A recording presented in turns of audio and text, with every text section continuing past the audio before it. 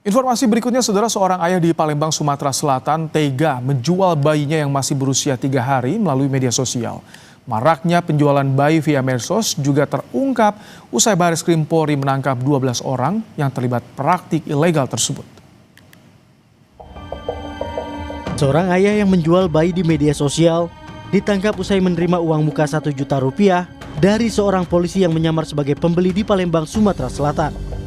Pelaku menjual anak kandung yang baru berusia 3 hari dengan modus menawarkan adopsi senilai 52 juta rupiah. Pelaku mengaku nekat menjual anak kandungnya karena faktor ekonomi. Istri pelaku masih berstatus sebagai saksi. Uang sebesar 1 juta yang awalnya dianggap untuk DP dulu. DP dulu, kemudian akan membayar untuk sisanya. Nah, pada saat terjadi serah terima itu, pelaku sudah membawa bayi, berencana akan mengambil sisa uangnya. Pada saat itulah anggota polisi yang menyamar menangkap pelaku. Bu, dari pengakuannya, kenapa alasannya dijual anaknya, Bu? Untuk sementara faktor ekonomi ya. Penjualan bayi melalui media sosial juga diungkap Baris Krim Polri. Polisi menangkap 12 tersangka yang diduga menjual bayi ke calon pengadopsi di Bali, Kepulauan Riau, Sulawesi Selatan, hingga Jakarta. Polisi juga menyelamatkan 7 bayi dalam transaksi ilegal ini. Ini merupakan hasil pengembangan dari perkara penculikan sebelumnya yang ada di Makassar. Kalau kita masih ingat waktu itu adalah bayi Bilqis ya. Nah, itu tidak cukup sampai di situ. Sehingga ini kita kembangkan oleh tim dan melalui Direktorat Tindak Pidana PPA PPO, kemudian berkolaborasi dengan Dirbidum, juga dengan Densus 88 anti teror, sehingga kita berhasil mengungkap atau membongkar jaringan perdagangan bayi yang beroperasi lintas wilayah di Indonesia. Jaringan penjualan bayi via medsos telah beraksi sejak 2024. 12 tersangka penjualan bayi kini terancam hukuman 15 tahun penjara. Tim Liputan Kompas TV. Di mana celah sindikat penjualan bayi ini muncul, bagaimana peran orang tua dan lingkungan untuk mencegah praktik ini? Kita bahas bersama dengan kriminolog Universitas Indonesia, Hanifah Hasna. Selamat malam, Mbak Hani. Selamat malam, Mas Baim. Mbak Hani, ini banyak modus transaksi gelap perdagangan bayi. Ini kenapa semakin berani mereka ini beraksi terang-terangan bahkan via media sosial? Kedoknya adopsi, Mbak Hani. Ya, karena sekarang banyak sekali permintaan karena kondisi ini atau perdagangan secara masif ini tidak akan terjadi kalau tidak ada market yang membutuhkan gitu ya, yang menerima anak-anak ini. Jadi supply and demand itu karena berdasarkan seseorang atau keluarga yang rentan terhadap kondisi-kondisi tertentu terkait dengan pengasuhan dan terkait dengan ekonomi, kemudian ada orang atau pihak lain yang bisa menerima dengan alasan membantu. Jadi alasan membantu ini dilegalkan oleh mereka, apalagi dengan kata-kata adopsi. Kata-kata adopsi itu bisa jadi sebagai moral kamuflase yang diterima oleh masyarakat, padahal itu adalah kejahatan terselubung.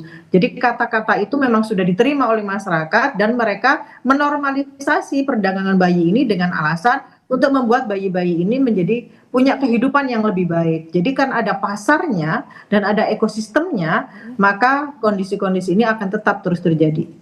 Ini pintu masuknya seperti apa? Apakah tadi kelompok rentan hanya dalam segi ekonomi atau termasuk ada orang tua yang tidak siap menurut Anda, Mbak Hani? Oke, sebetulnya ini ada multifaktor. Yang pertama adalah tekanan ekonomi yang ekstrim. Jadi ketika sebuah keluarga ini kondisi ekonominya ekstrim, maka bisa masuk dalam fase survival mode, di mana sesuatu yang dia lakukan itu bukan lagi berdasarkan moral, tetapi berdasarkan pemenuhan kebutuhan. Nah, yang kedua adalah normalisasi terselubung terhadap adopsi atau ilegal ini. Karena mereka menganggap bahwa menyerahkan anak itu dianggap sebagai solusi. Solusi itu yang pertama karena yang merujuk pada kondisi finansial. Yang kedua, ada beberapa penjual atau pelaku itu adalah dari perempuan-perempuan yang hamil di luar nikah, di mana ketika anak ini diserahkan kepada orang lain, itu menghapus kondisi moral atau tekanan sosial sehingga dia merasa terselamatkan. Di samping itu dia merasa bahwa anaknya akan lebih terselamatkan ketika diasuh oleh orang yang lebih baik. Nah, yang ketiga adalah adanya pasar tadi. Ketika nggak ada pasar, nggak akan ada ekosistem ini. Sehingga 3 hal itu menjadi multifaktor yang membuat kondisi-kondisi seperti ini akan terus terjadi. Kalau seperti itu, bagaimana penindakan hukum yang harus dilakukan peran pemerintah, kementerian nih terutama, agar mencegah praktik seperti ini kembali terjadi, kembali berulang? Ya, betul. Jadi penindakan itu tidak cukup kalau tidak ada pendekatan dari hulu ke hilir.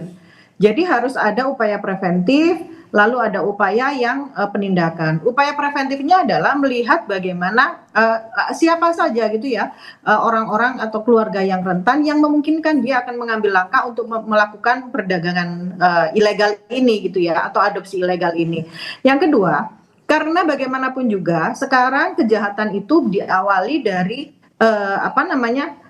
online menuju offline gitu. Ini kan awalnya online gitu ya. Online itu mereka mengetahui ada komunitas atau lembaga tertentu di dalam atau aplikasi tertentu di media sosial yang mempermudah hal ini, dan itu anonim gitu. Kalau anonim kan mereka lebih mudah untuk ketika mereka digerebek atau diketahui oleh polisi cyber, mereka bisa segera menutup. Nah, kondisi-kondisi ini yang mudah gitu loh. Lalu bagaimana dengan kontrol sosial? Selama ini masyarakat itu abai dengan orang-orang atau dengan tetangga-tetangga yang mereka itu sebetulnya rentan sekali menjadi pelaku kekerasan seperti ini. Maaf, Mas. Baik, ini kan perlu peran serta aktif dari pemerintah hingga lingkungan terdekat agar kejadian ini tidak kembali terulang. Dan sebetulnya edukasi bagi masyarakat jika bicara soal adopsi yang legal itu seperti apa agar kriminal berkedok adopsi tidak dilakukan.